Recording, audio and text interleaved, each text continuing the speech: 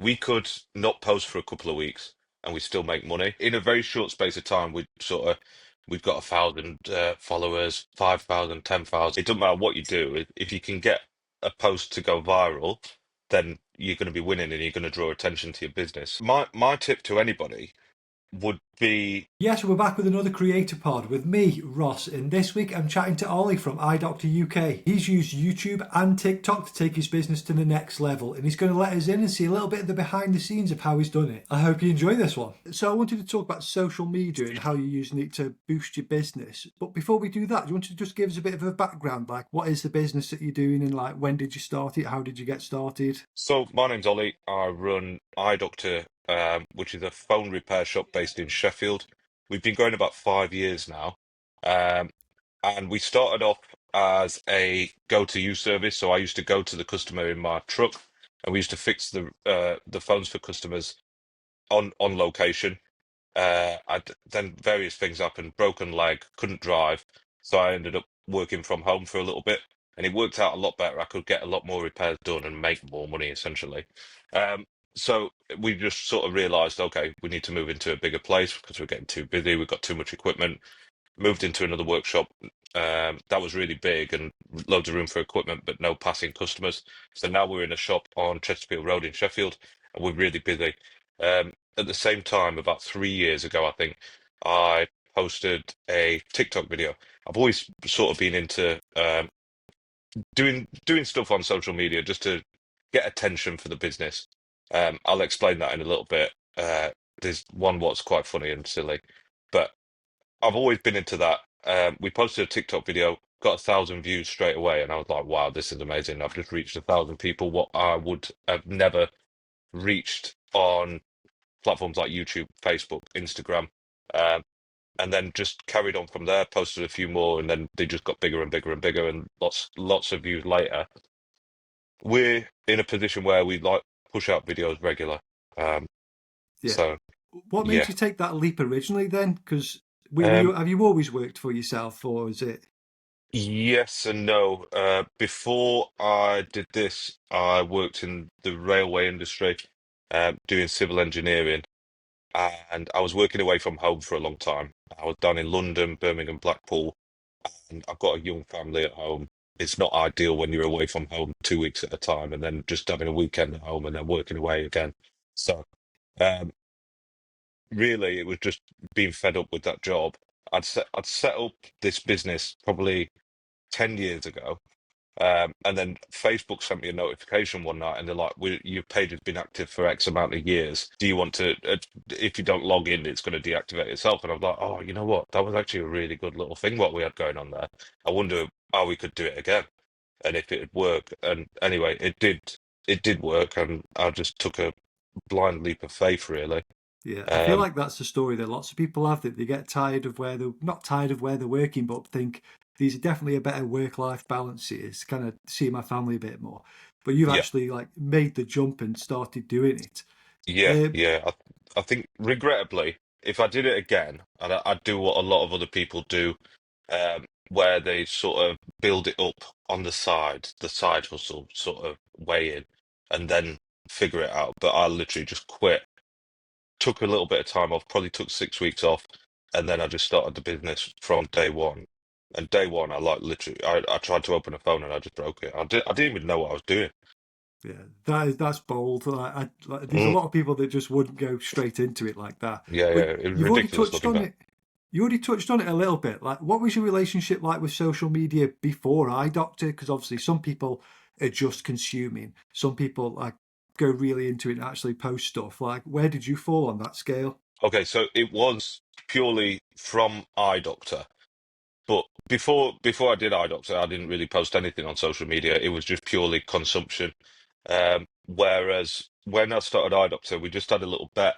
One of my friends was setting up a business at the same time as us, and we just had a little joke saying, like, it doesn't matter what you do, if you can get a post to go viral, then you're going to be winning and you're going to draw attention to your business. So what we did, we just got that's quite handy that I've got a phone here. We hid 40 quid in a inside a phone like that, opened it up, and then sent a picture to the Daily Mail saying that somebody had sent us this phone. Asked paid us £40 not to fix it.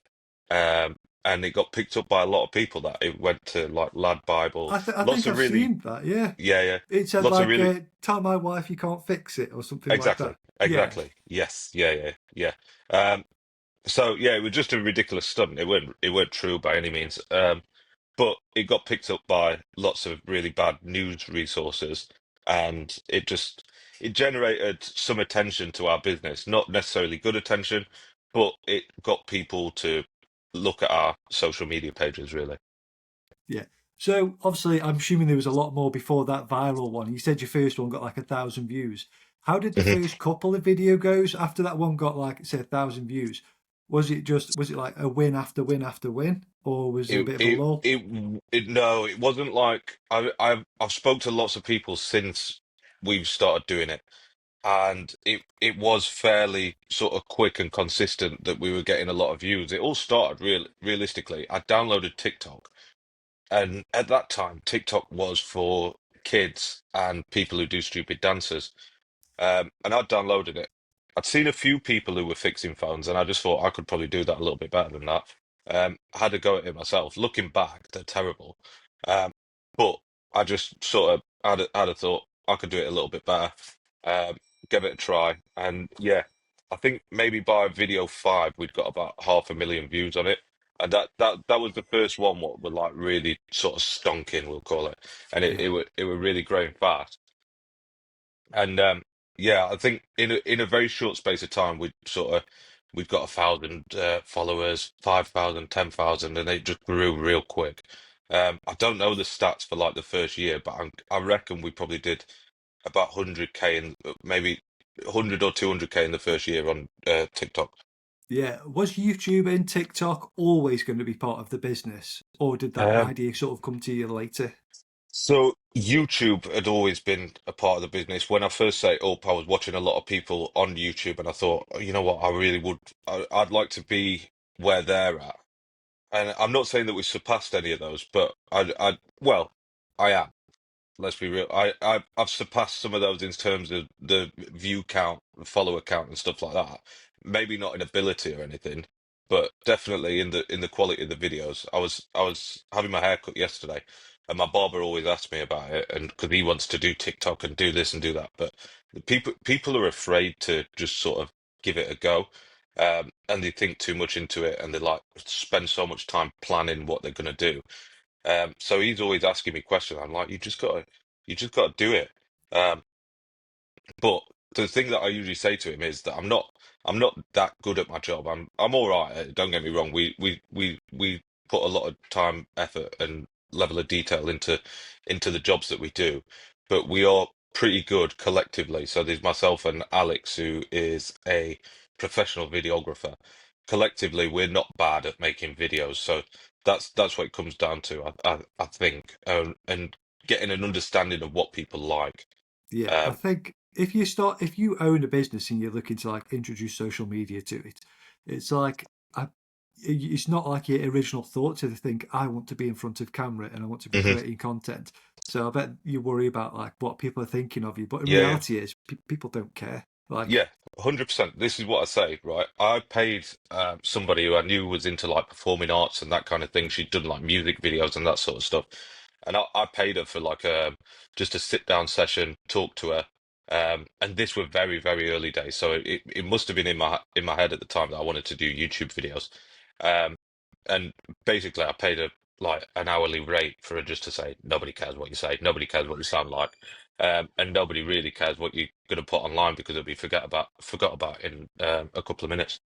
yeah, I think I was at work. This was a couple of years ago, and someone at work said to me, I was scrolling through YouTube and you showed up. And that's no one's ever mentioned it since. Like that was the only time it's Yeah, been yeah, mentioned. No yeah. one's mentioned it That's it. since. That's it. Yeah. So, It's yeah. Go ahead, mate. Sorry, I was. no, I was going to say, how long was it then before you noticed that like the social media aspect of it was having an effect on the actual business?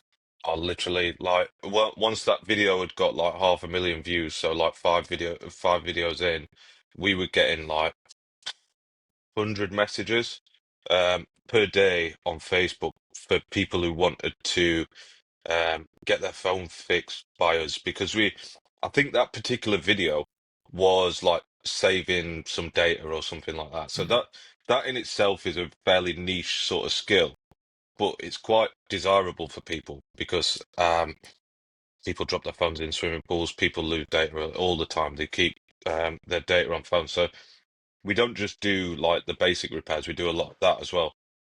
So having that in front of a mainstream audience, whereas before I'd ever seen it, it was always on like YouTube and you have to search for it.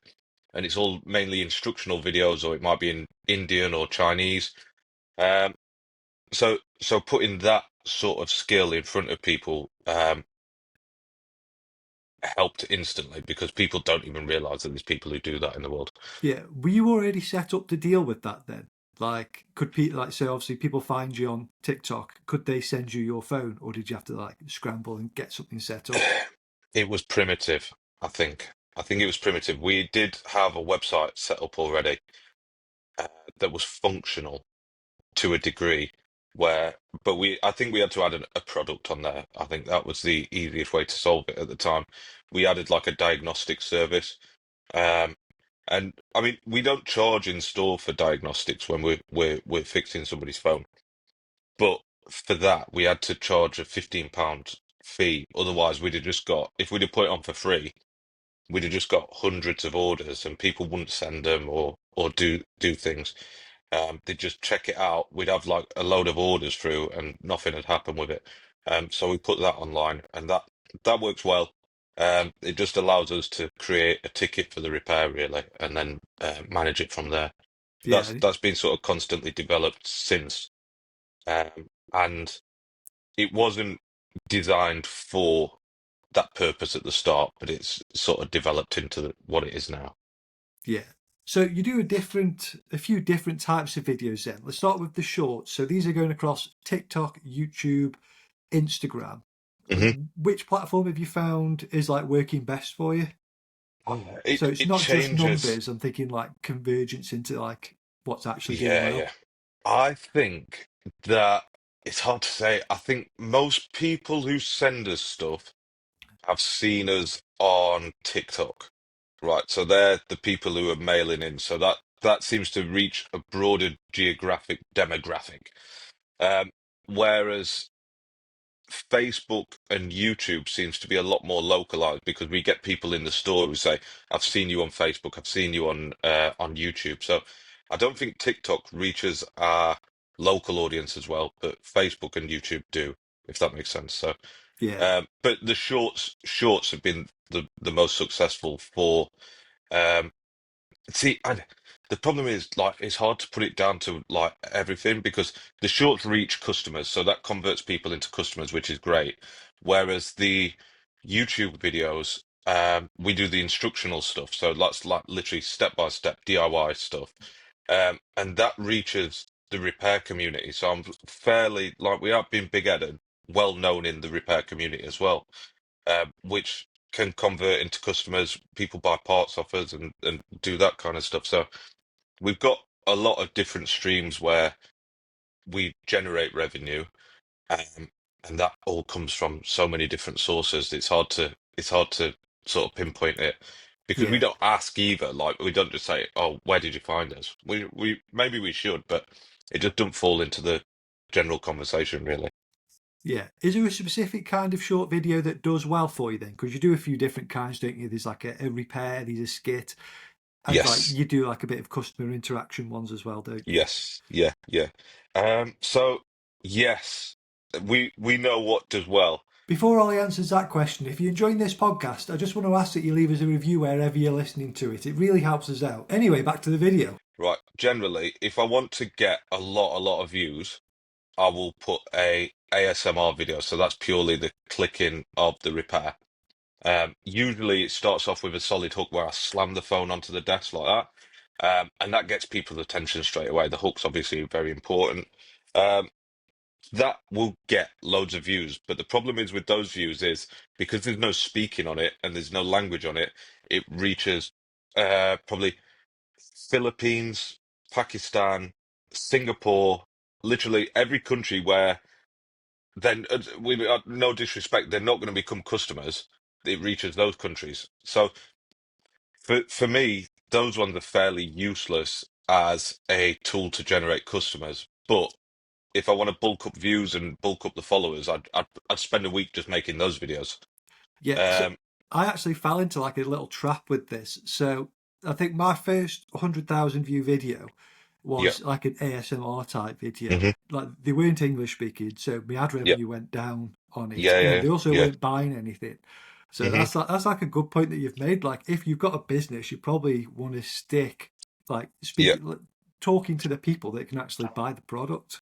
Yeah, yeah. So we got a video on TikTok what got 50 million views, and like it wasn't the creator rewards program at that time. I think it was the TikTok Creator Fund, and I think it made about 50 quid on that from like 50 million views. It was really poor. Um but yeah, definitely so the interaction videos, they generally get a lot of views, especially if they're good-looking women or old people. Which that's just how the internet works. People think Yeah, that old people are cute, and people think that good-looking women are cute. So, um, yeah, that's generally how it works. When things are stuck in charging ports, they do really well as well. So, I think the basis of that, and this is how I explain it to people, is they see a problem. By the end of it, they want a payoff. So they see the progress of stuff coming out of this charging port.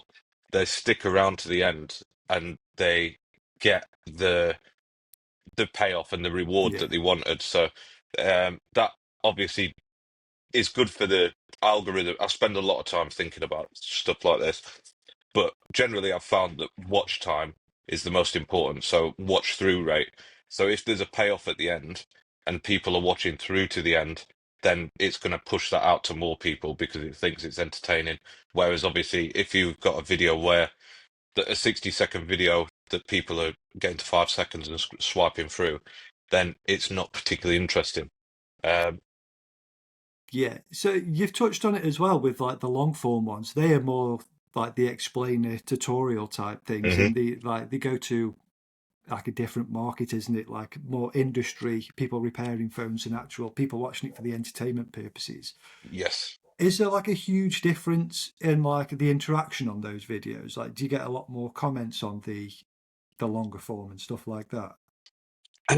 I'd say I get a better quality of comment on those videos. Maybe not more, but definitely a better quality of comment because it'll be interest in what we're doing because they'll stick around and they'll ask a specific question about the what we're doing.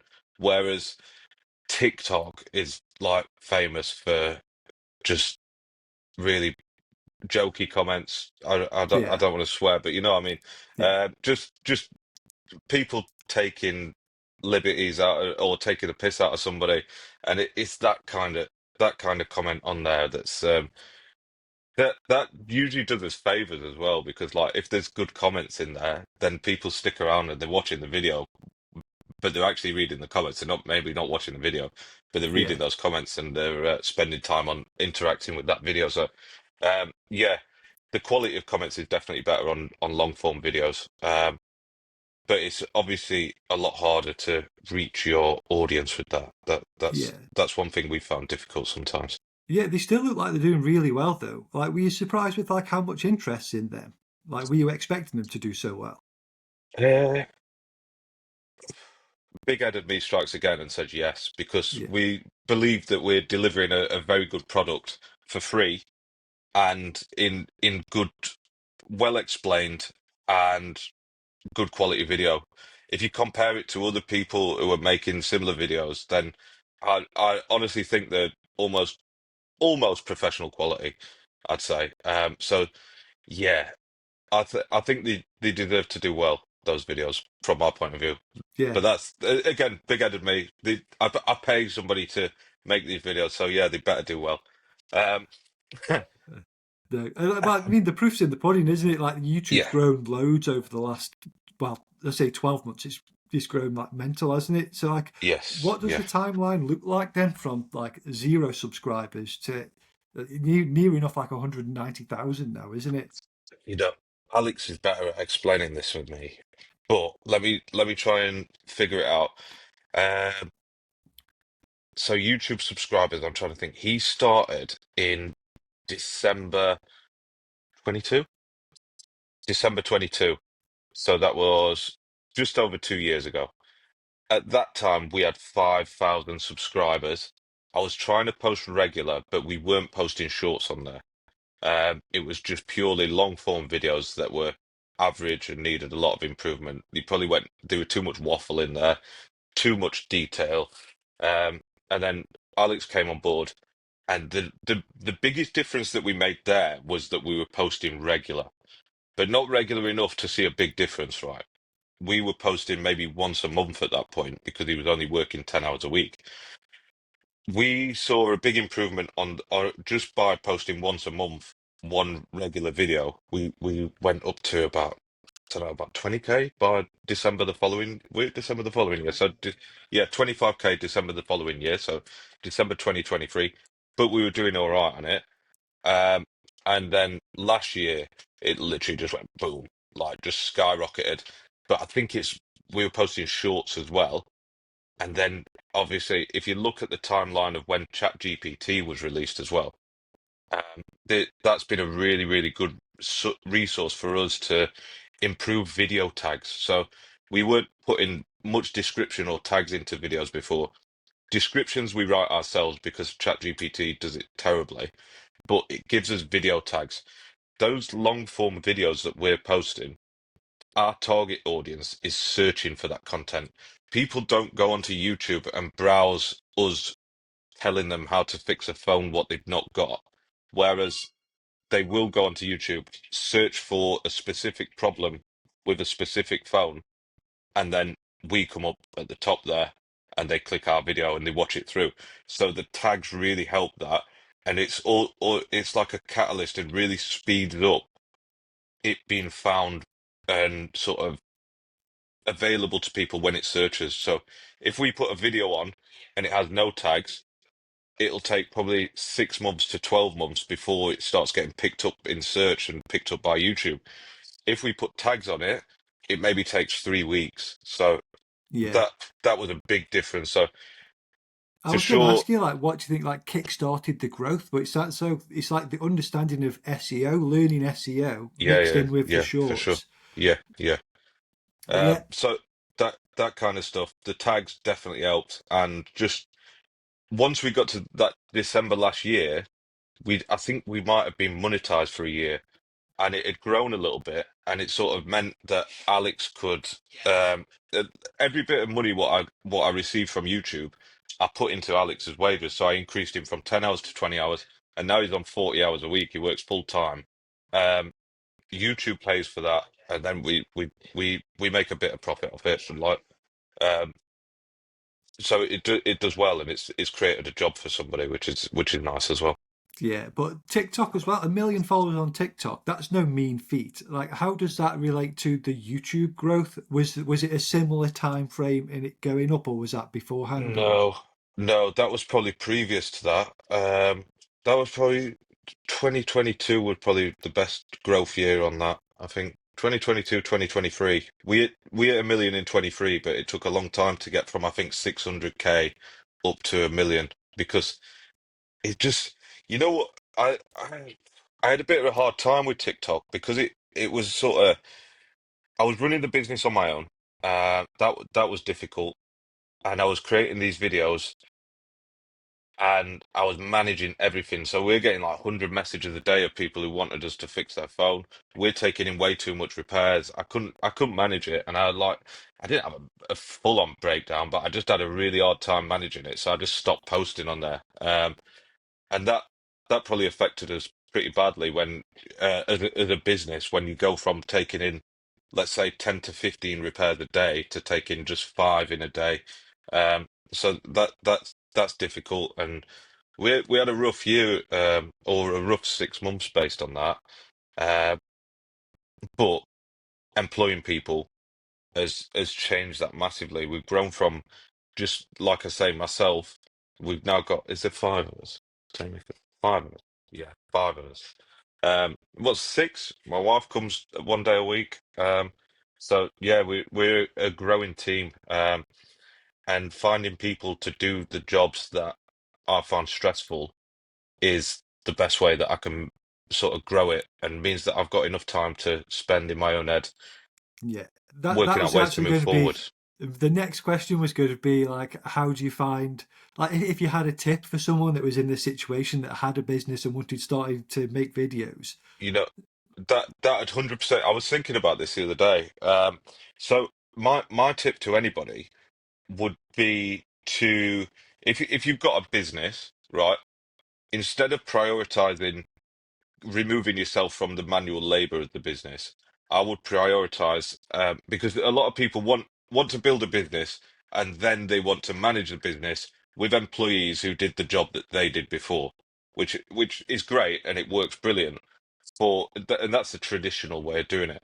Whereas now, my number one bit of advice would be build a business and then employ somebody to market your business. Like the marketing stuff is for sure the most important thing. There's myself and Nathan.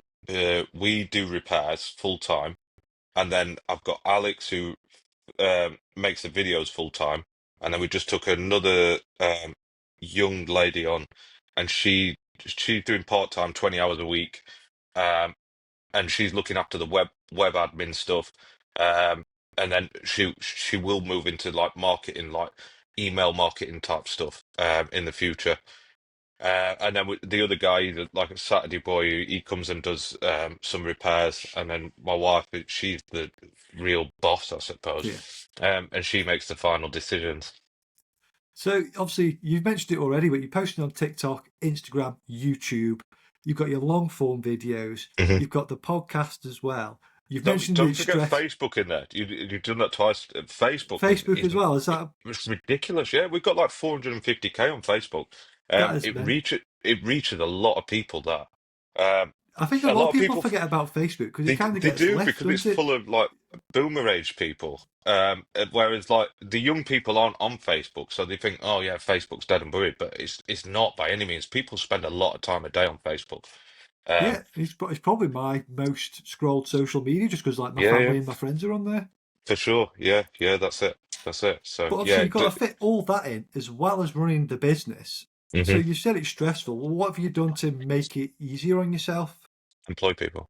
Just get more people in. Yeah, yeah, more people. And that means all my job is then is to find the money to pay these people. And then we can just grow then.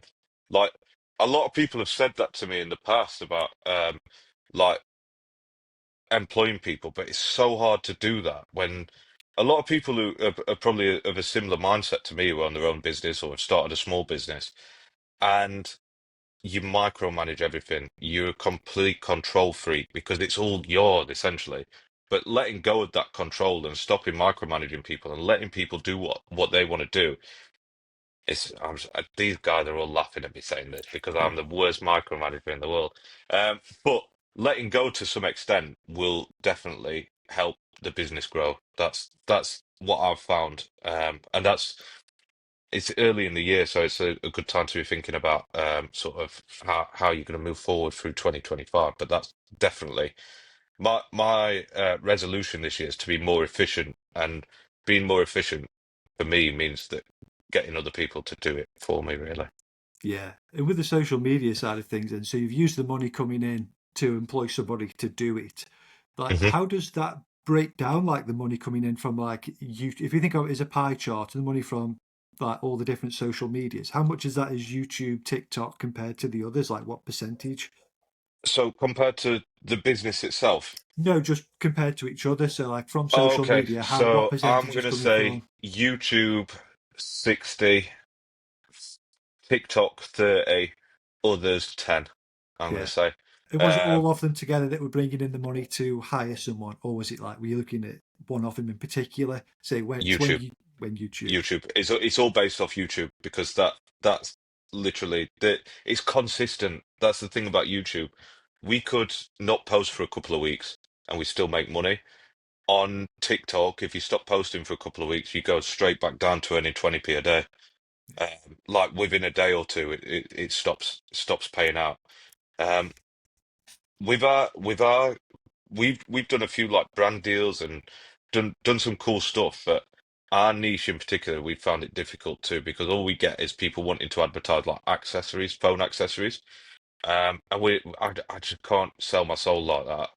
AliExpress approached us to do one, and that was terrible. They sent us a script, and it was like being the host on a shopping channel. That was awful. Yeah. So brand deals don't make a big makeup of what we do really for us. Uh, but yeah, it's all ad revenue really from views. Yeah. So someone obviously who's got a business then now, they're looking to get started. What gear did you start with, and then how's that developed? Like, what did you film with at the start, and what are you filming with now?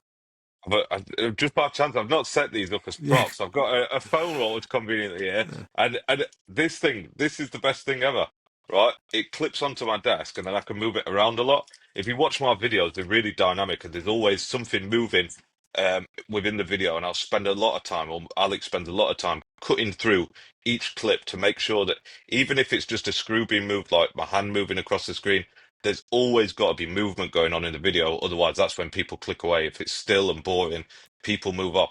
Even when I'm like explaining something on the YouTube videos, I'm like shaking the phone around in my hand, pointing at it, doing bits and bobs Yeah. just to make sure that things are always moving on a video. And using one of these attached, it just clips onto a phone really easy. So how And much is that? What's that, like 15 to 20 quid? it's pennies, yeah, Yeah. compared to like what you can do with it. Yeah.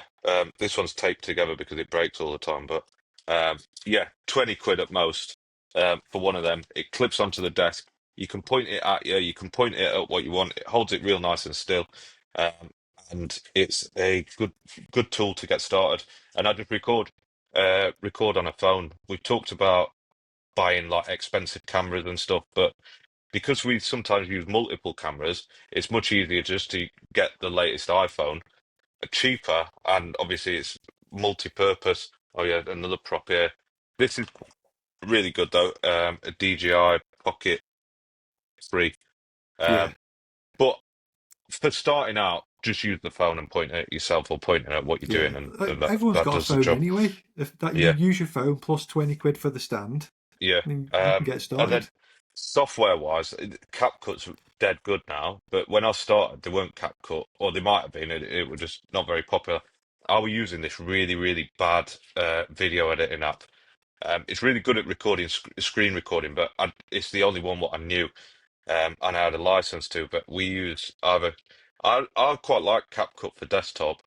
Alex is a big fan of Premiere Pro, so we Phew, use. expensive though.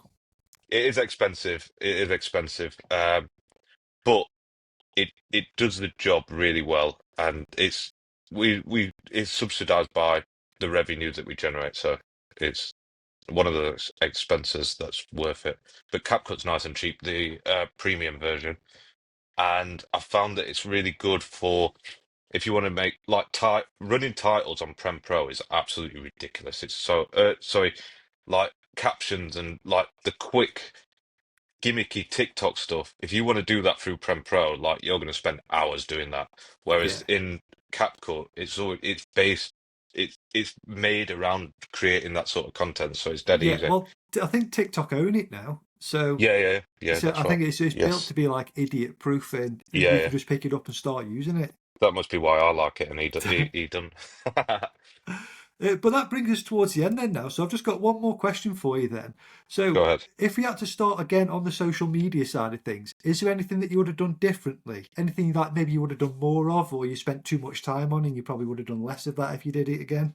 If I was to start again, I would make a gardening channel just because I enjoy doing that more. But if I was to start again, no, I wouldn't do it any differently because I've learned everything. Everything that I am now is a result of my actions in the past. So I wouldn't have changed any of those things. And we're sort of, uh, I'd consider it a reasonably successful social media sort of enterprise. So we're doing all right. Maybe I would have been more consistent on YouTube at the start. That's what I'd do. But Yeah. otherwise. I would have, yeah, I would have I kept it think all the that's same. a good takeaway. Make the mistakes, learn from them, be consistent. 100%. If you enjoyed this little look behind the scenes of a YouTube channel, then why not subscribe? I chat to loads of different creators here in the UK and Ireland. I've left links to all of Ollie's socials down in the description so you can check him out as well. Thanks for watching.